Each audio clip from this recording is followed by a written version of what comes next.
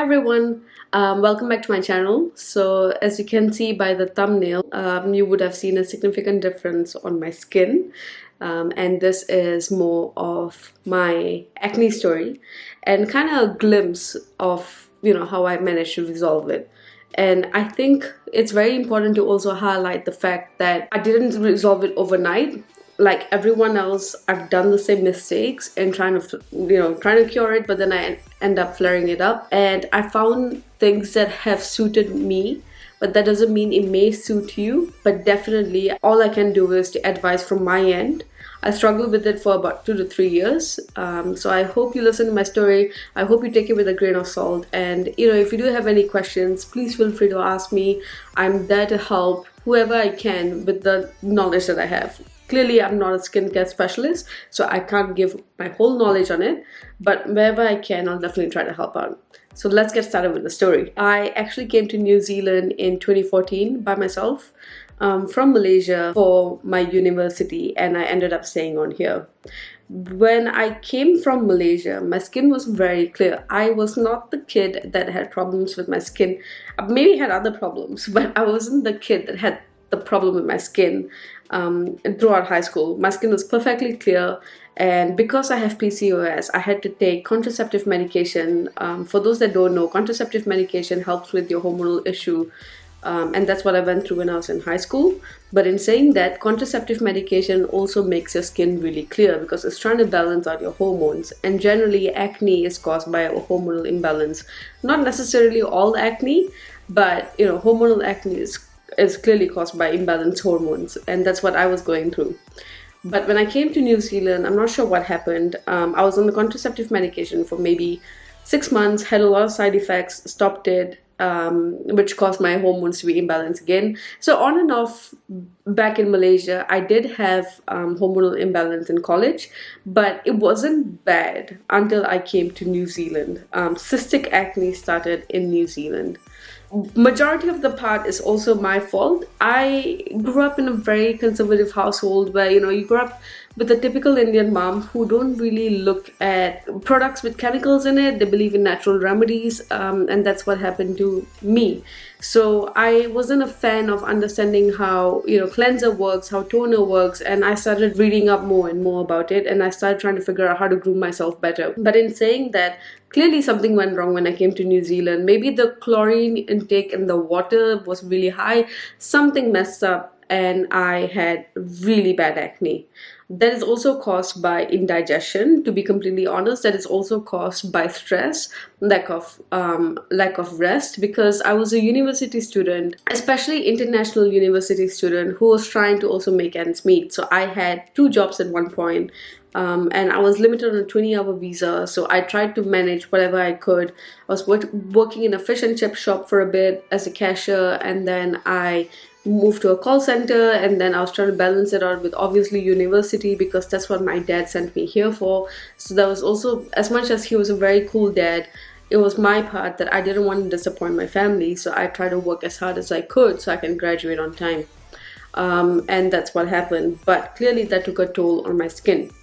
Like anyone else, YouTube was the first thing, and I started looking at acne stories, I started looking at acne remedies, and I did every single thing that was asked. Back then it was the Mario Badescu pink drying lotion, I think it's called. I had that. I took calming mask, I took everything, you name it, I probably did it. And then I did the biggest mistake of my life, which was going to a skincare clinic and trying to get my skin treated, where they told me to stop using all skincare products and only use Environ. And it had to be only Environ. And on a student visa with student salary that I was getting from my 20-hour jobs, I couldn't afford half of the Environ products because I have to continuously use them, and I have to go to the skin clinic and get consultations from them. It is really sad to see that how people use your skin and your depression for your skin as part of a money-making business. I understand income is really important for everyone, but to take advantage of that was horrible. The picture that you see in my thumbnail is actually the worst acne that I had from then on. I will try to find some pictures that I can, if I can, and I'll possibly put half of it in this clip. But Environ products, I used it for a week. It wasn't the products that I had issues with. It was just the lack of care in most skincare businesses that care for the people with cystic acne.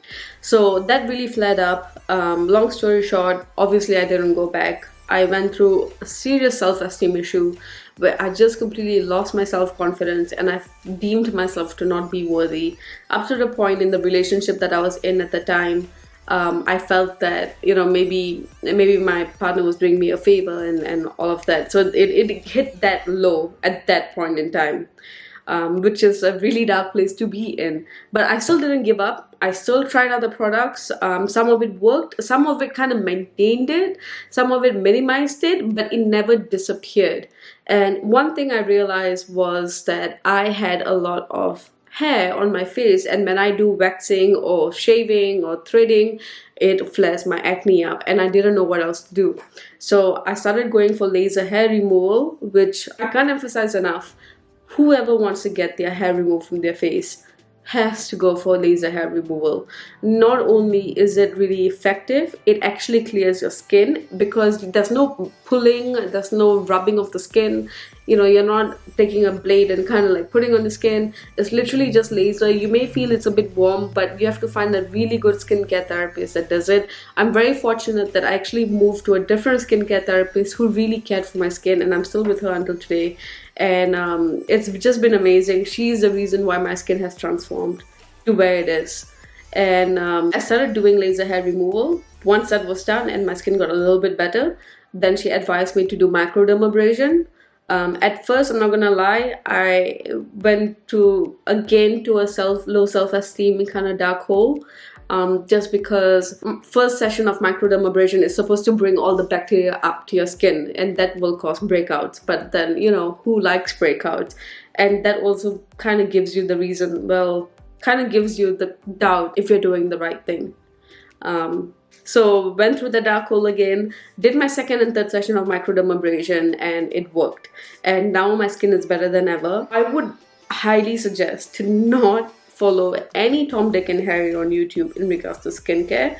You know, some people that I watch on YouTube who are really, I guess, well regarded, they have their own skincare which works for them, and that's great. But sometimes I feel that the information can be very misleading for people who are on cystic acne.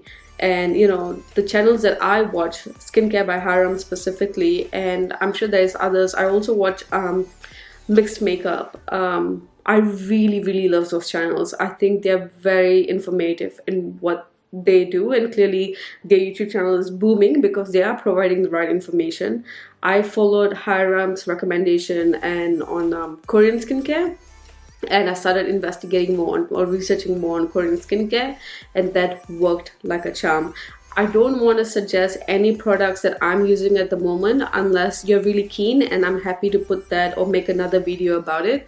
But I'm not going to be addressing it in this video just because I am not sure if I'm going to be persuading someone else that may not suit for them, and I don't want to do that. I don't want to push any products onto them. So if you do like to watch what products I use for my face, I'm happy to do another video on that, and I can and you can just link it down below. In addition to me doing microdermabrasion and laser, another thing that really worked for me was serums, and I started using, I can never pronounce this word for my life, but it's hyaluronic acid, and I started using vitamin C serum, and I started using rose water toner. And that worked. The one that I use is Kama Ayurveda, which is an Ayurvedic rose water, so I really like that for my skin, and it works. And vitamin C is a very hit or miss for me. I mean, it works for my skin, don't get me wrong. I just don't like the smell, so I tend to avoid using it, but I need to use it more, clearly. Other than that, definitely diet is key. I did not realize in my routine 3 years ago, being a student, I used to think that I cooked like every single day. I clearly didn't, because I started watching some of the photos that I used to take of places that I used to go to, and it used to be on the, like the date can show, so it shows on the same week. And I think I was a bit in denial, thinking that I was actually eating healthy when I wasn't. My portion was less, like I was eating less portions, but the food that I was eating was not healthy for sure.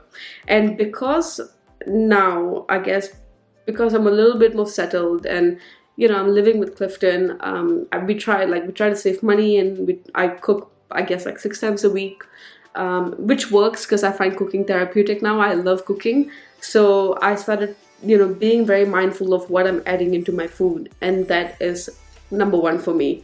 I think food with a lot of oil and a lot of spice tends to it makes me very dehydrated. At the same time, it gives me a bit of a redness on my face from time to time, I've noticed. So I may be intolerant to something, I'm not sure. But I started being very mindful of that, and that worked.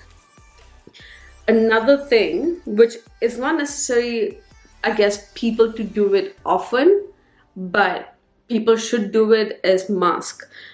A lot of videos that I see is you have to put mask 3 times a week, and you have to put mask A, mask B, mask C.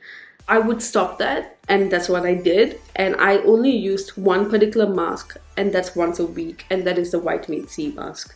And it works like a dream. I used to use the Clinique mask, Mario Badescu, every single brand that I had, Peter Thomas Roth, and it was marketed in a way that it said aloe vera mask, and I guess, or like vitamin C mask, citrus mask, fresh ingredients mask, and all of this mask. But then when you look at the ingredients list, and this is what I've learned from Hiram, you actually realize the amount of chemicals that is in the mask. Always look with the highest water intake. The first word in the ingredients list should have water, because if that is the case, then water is your highest ingredient in creating the mask. There are some masks, I'm not going to name the brands, but there are some masks that actually has alcohol as the first ingredient list, and that is the worst thing that you can ever put on your skin. That also goes for makeup. So be very mindful what you do. So I hope you get a little bit of insights into how I cured my acne. It was a period of a year. It didn't go off overnight. Patience is key for this for sure, but less is also more. If there is one takeaway that you can take from this video, is to definitely consider microdermabrasion up to a point when your skin is subtle, to remove the scars and kind of remove the bacteria. Otherwise, acne is just going to keep recurring, and it's a never-ending maze. So thank you for watching. I hope you liked my video, and if you do have any questions, I'm always happy to help, because trust me, I know how it feels to have cystic acne. So thank you for watching, and bye!